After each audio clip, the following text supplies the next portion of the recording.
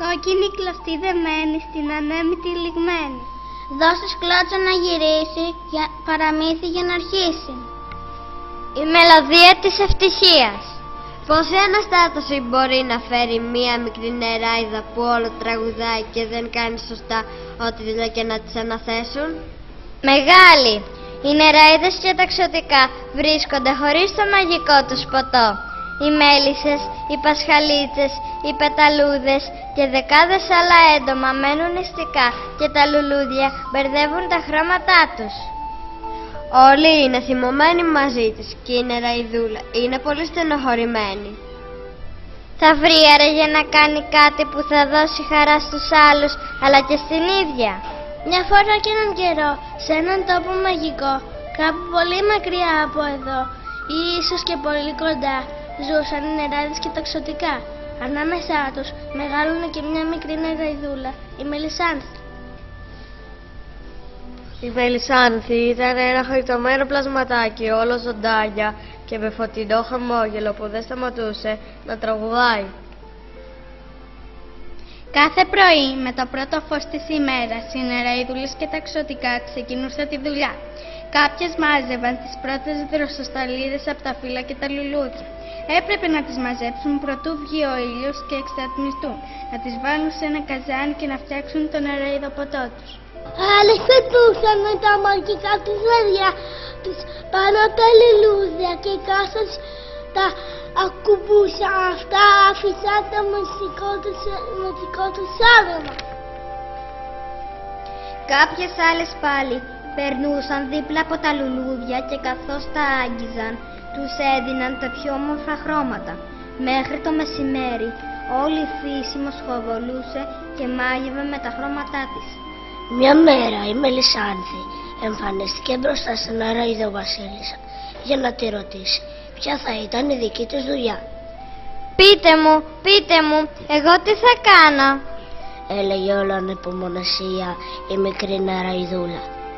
Στην αρχή η νεράιδο βασίλισσα της ανέθεσε να μαζέψει τις πρωινές δροσοσταλίδες.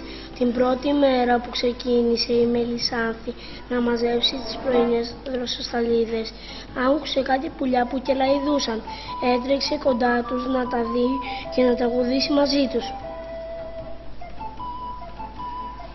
Ξεχάστηκε όμως τόσο πολύ με το τραγούδι, ώστε βγήκε ο ήλιος και οι δροσοσταλίδες εξατμίστηκαν. Έτσι, εκείνη τη μέρα το νεραϊδοποτό δεν ήταν αρκετό για όλους. Όσοι δεν πρόλαβαν να πιούν από το μαγικό ποτό, έριχναν θυμωμένα βλέμματα στη Μελισσάνθη που έγινε κατακόκκινη από την τροπή. Την επόμενη μέρα η νεράιδο βασίλισσα της ανέθεσε να αρωματίσει τα λουλούδια. Πάλι όμως η Μελισσάνθη, καθώς χόρευε και τραγουδούσε με το κελάιδημα των πουλιών, δεν πρόσεχε τι άρωμα έδινε στο κάθε λουλούδι. Έτσι, μέχρι το μεσημέρι, τα τριαντάφυλλα μύριζαν σαν διασεμιά, οι γαρδένιες σαν γαρίφαλα και πάει λέγοντας. Οι μέλισσες εκείνη την ημέρα μπερδεύτηκαν τόσο πολύ που γύρισαν πίσω στην Κυψέλη τους πεινασμένες. Προτού φύγουν έριξαν ένα θυμωμένο βλέμμα στη Μελισσάνθη που για μία ακόμη φορά έτρεξε να κρυφτεί από την τροπή της πίσω από μια φιλοσιά.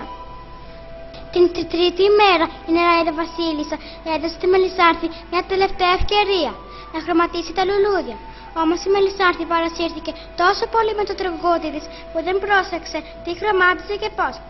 Έτσι το μεσημέρι, αν κάποιος περνούσε από εκεί, θα έμενε άφωνος. Άλλα λουλούδια ήταν δίχρωμα, άλλα τρίχρωμα, άλλα ήταν μισά χρωματισμένα και μερικά γεμάτα, μπερδεμένες, πολύχρωμες πιτσιλιές.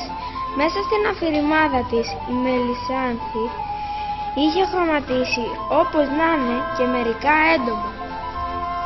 Έτσι κάποιες πασχαλίτσες εκτός από μαύρες και άσπρες βούλες είχαν μπλε και κίτρινες, ενώ κάποιες πεταλούδες είχαν ένα φτερό κίτρινο και το άλλο κόκκινο. Όλοι είχαν σαστήσει και δεν ήξεραν τι να κάνουν. Μόλις κατάλαβαν ποιος έφταιγε, πήγαν να διαμαρτυρηθούν στην νεράιδο βασίλισσα. Τότε αυτή φώναξε τη Μελισσάνθη και της είπε: Δεν μπορώ να σου αναθέσω κάποια άλλη ασχολία, γιατί δεν έχεις το μυαλό σου εδώ. Και τότε τι θα κάνω εγώ? Δεν θα κάνω τίποτα, ρώτησε λυπημένη η Μελισάνθη. Δεν ξέρω, θα σκεφτώ, αλλά εσύ πρέπει να βρεις αυτό που πραγματικά δεν σου αρέσει για να το κάνεις καλά, της είπε η νεαρά βασίλισσα. Η Μελισάνθη πέταξε στεναχωρημένη και κάθισε στην όχθη μιας λίμνης. Δεν θα καταφέρω ποτέ να κάνω κάτι χρήσιμο και σωστό, μονολογούσε. Όλοι τώρα είναι πολύ θυμωμένοι μαζί μου, έλεγε κλαίγοντας, και τα δάκρυά της λαμπύριζαν σαν αστεράκια κάτω από το φως του ήλιου. Εκεί που καθόταν όμως, καθώς φυσούσε ένα παλαιό αεράκι ανάμεσα από τα καλάμια, ακουγόταν σαν μελωδικό σφύριγμα. Τότε της ήρθε μια ιδέα.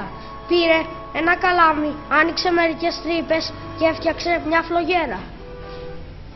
Με αυτή άρχισε να παίζει μια όμορφη μελωδία που μάγεψε όλη την πλάση. Όλα τα ζώα και τα πουλιά έτρεξαν κοντά της για να την ακούσουν.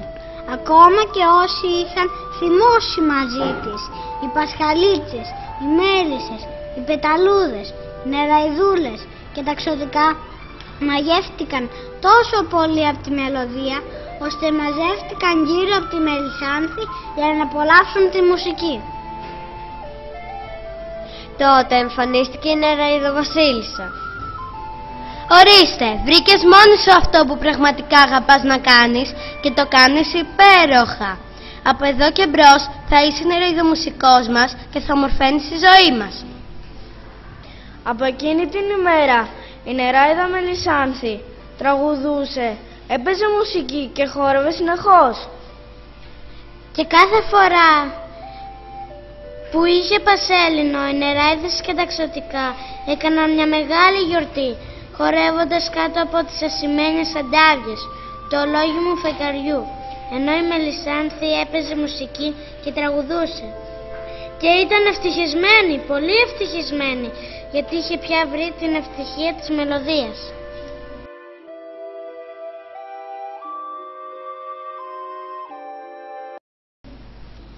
Ήταν μια ομαδική εργασία από τα τριτάκια του Γ1.